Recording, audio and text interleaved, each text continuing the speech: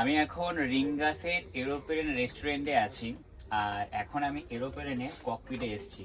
তোমাদের দেখাই, দেখো এখানে কত সুইচ, দেখো কত সুইচ রয়েছে। এই দেখো, এদিকে উপর করলাম, এটা আবার নিচু। মানে যারা পাইলট তাদের কিন্তু ভীষণ ভীষণ পড়াশোনা করতে হয়। আর এদিকে যদি আমি সুইচ দেখাই, এটা কি ডিস্কো নাকি যাই হোক, তবে এটা প্লেনের কিছু একটা গুরুত্বপূর্ণ জিনিস হবে। আর এখানে যদি সুইচগুলো দেখাই, এই দেখো, দেখতে পাচ্ছ কত সুইচ রয়েছে, এই দেখো।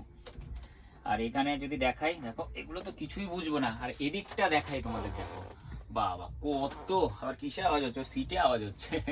এই দেখো কত সুইচ। মানে তোমরা ধারণা করে নাও যারা পাইলট তাদের কত পড়াশোনা করতে হয়। তবে এই সুইচগুলোর বিষয়ে আমার অত ধ্যান ধারণা নেই। একটা বিষয় যেটা ধ্যান ধারণা আছে, সেটা হচ্ছে এই জিনিসটা।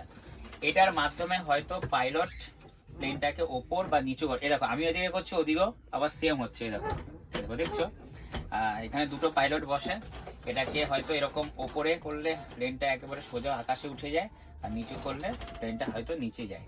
বাদ বাকি এখানে মানে এসে বসলাম, মানে আমার সত্যি খুব ভালো লাগছে। তার কারণ দেখো, এমনি সময় আমরা যতই ভালো প্লেনে জার্নি করি না কেন, সেক্ষেত্রে কিন্তু কাউকে পাইলটের কিন্তু ককপিটে ঢুকতে দেয় না, ঢোকার কারোরই পারমিশন নেই।